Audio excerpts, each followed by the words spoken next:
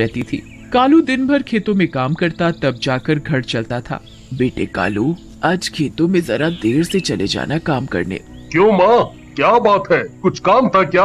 हाँ बेटा, बकरियां भूखी हैं, जरा नदी के पास जाकर इन्हें चरा ला। ठीक है माँ, ऐसा करो, मेरा खाना बांध के दे दो, वहीं खा लूंगा, पता नहीं कितनी देर हो जाए। निर्मला खाना बांध कर कालू को दे देती है और कालू बकरियों को हाँकते हुए नदी के पास ले जाता है और सभी बकरियां अपना चढ़ने लगती हैं। चलो जी, बकरियां तो खाने में मस्त हैं, मैं जरा खाना खा लूं।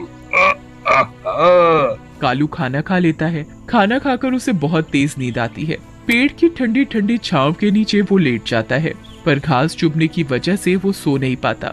तभी कालू को पेड़ पर कुछ कपड़े लटके हुए दिखते हैं। कालू उन कपड़ों को उतार कर अपने नीचे बिछा लेता है और आराम से सो जाता है।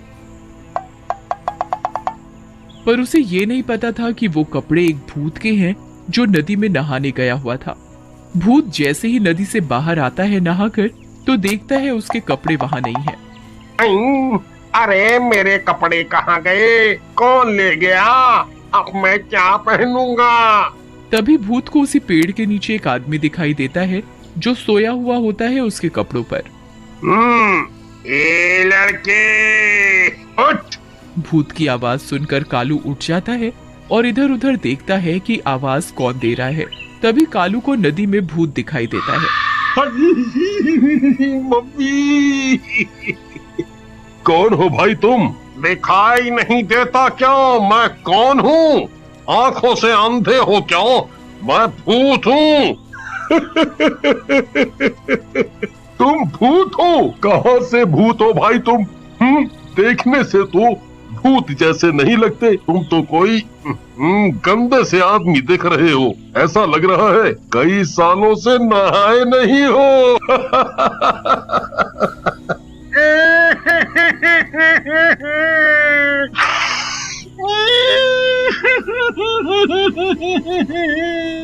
हाँ, मैं सच में भूत हूँ। अब मैं भूत जैसा नहीं दिखता तो मैं क्या करूँ?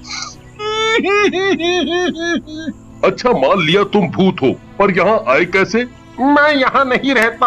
हम भूतों की भी एक दुनिया है। मैं तो अपने रास्ते से ही उड़कर जा रहा था इस नदी के ऊपर से। नदी दिखी तो सोचा ठंडा ठंडा साफ पानी है, नहा लूं। मैंने अपने कपड़े उतार कर पेड़ पर रख दिए थे और नहाने चला गया था।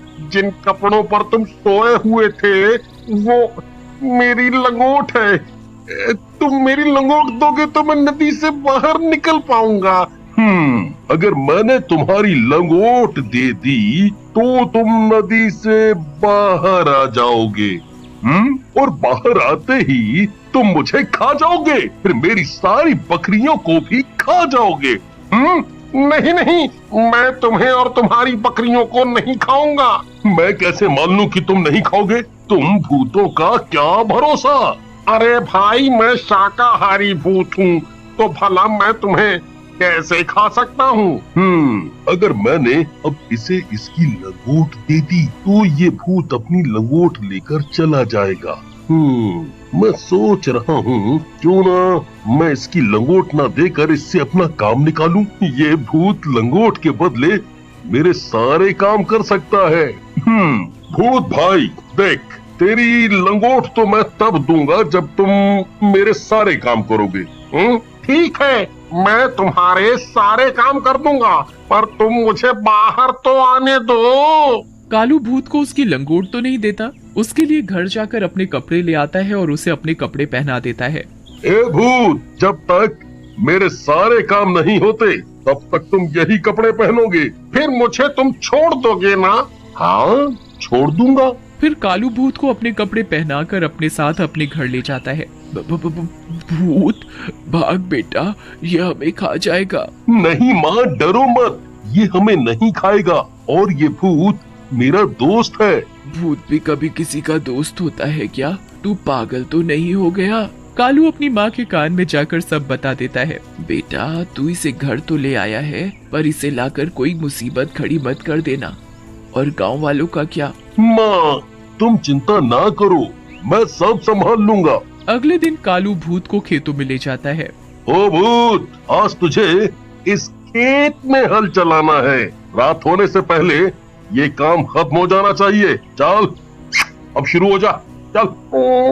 ठीक है भाई, चलाता हूँ हल। कालू वहाँ एक पेड़ के ऊपर जाकर बैठ जाता है और उस भूत पर नजर रखता है। अब हो गया ना काम। लाओ, दे दो मेरी लंगोट। नहीं नहीं, तुम्हें लंगोट नहीं मिल सकती। अभी मैं तुमसे और काम कराऊंगा। अभी तुम नहीं जा सकते। भूत जोर जोर से रोने लगता है।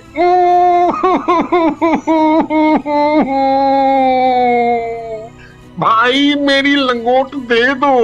अगर मेरे भूत भाइयों को पता चला कि मेरी लंगोट एक साधारण आदमी ने ले ली है और वो मुझे इसके बदले काम करा रहा है, तो मेरी बड़ी बदनामी होगी। ओहो, तू रोता बहुत है। अच्छा ये बता, भूख लगी है? खाना खाया? हाँ खाऊंगा ना, बहुत जोरों से भूख लगी है। कालू अपने साथ जो खाना लाया था दोनों मिलकर उसे खाते हैं, पर भूत तो सालों से भूखा था। इतने दिनों बाद खाना देखा तो जल्दी जल्दी सारा खाना चट कर गया और कालू भूत का मुंह देखता ही रह गया। खाना खाकर दोनों घर चले जाते हैं।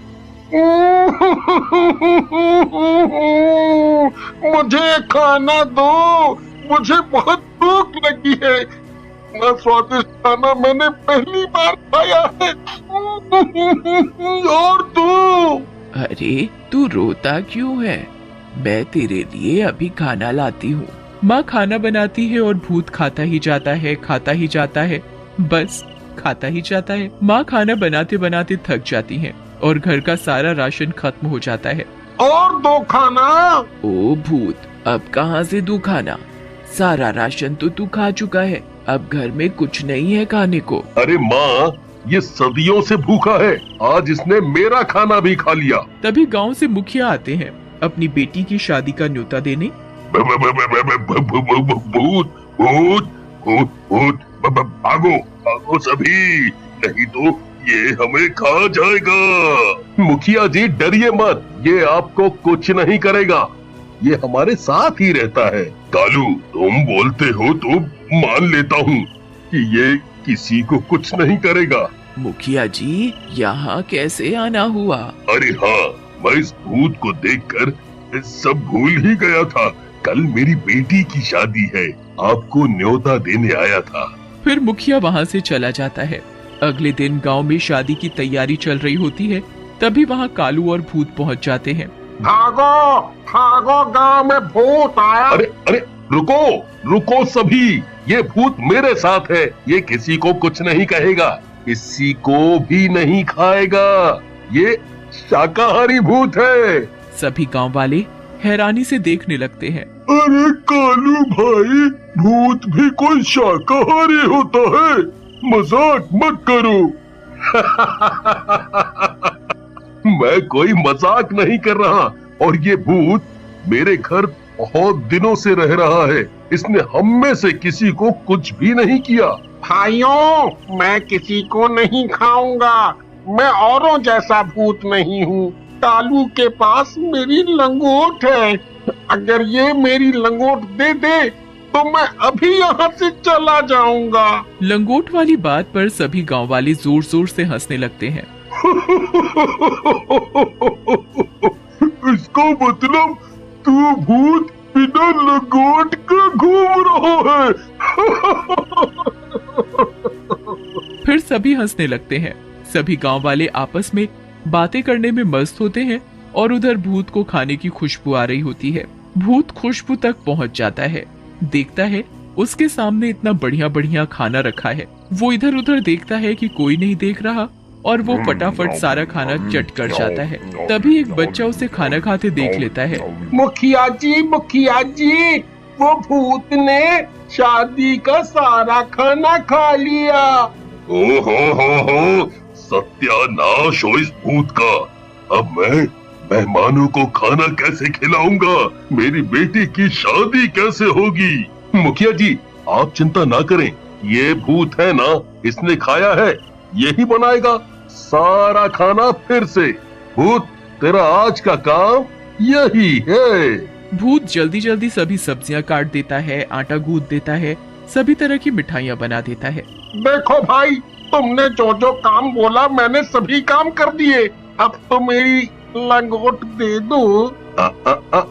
अभी नहीं दूंगा, अभी बहुत काम है। भूत फिर से जोर जोर से रोने लगता है। मेरी लंगोट दे दो, दे दो, मेरी लंगोट दे दो ना।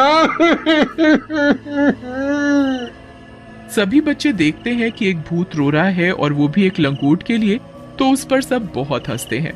पर उधर भूत की भूख बढ़ती ही जा रही थी। भूत गांव वालों का खाना चुरा चुरा कर खाने लगा। ओ भूत, सत्यानाश हो तेरा, सारा खाना खा गया चुरा कर। अब मेरे बीवी बच्चे क्या खाएंगे? शोर सुनकर सभी गांव वाले इकट्ठा हो जाते हैं। हाँ भाई, ये मेरे घर का भी सारा खाना खा गया। ऐसे ही ये भूत हमारे घरों का खाना खाने लगा तो हम और हमारे बच्चे क्या खाएंगे? है वो तो भूखे ही रह जाएंगे भैया। इस भूत का कुछ तो करना पड़ेगा। ये भूत कालू का है ना, उसी को बताते हैं जाकर। है?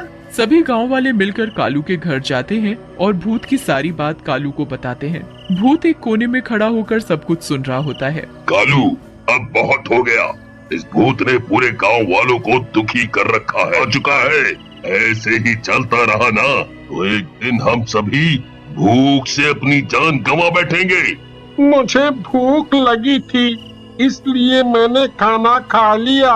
मेरा पेट पता नहीं क्यों नहीं भरता। कालू, मैंने तुझे पहले ही कर देना।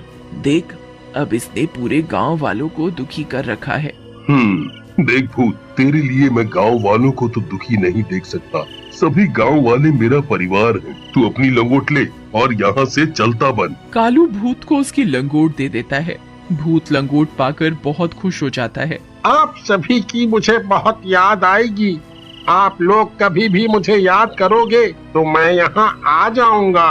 अरे नहीं नहीं, हम तुझे कभी भी याद नहीं करेंगे। तू जा जा, और इस गांव की तरफ कभी भी मुड़कर मत देखना। जा भैया जा।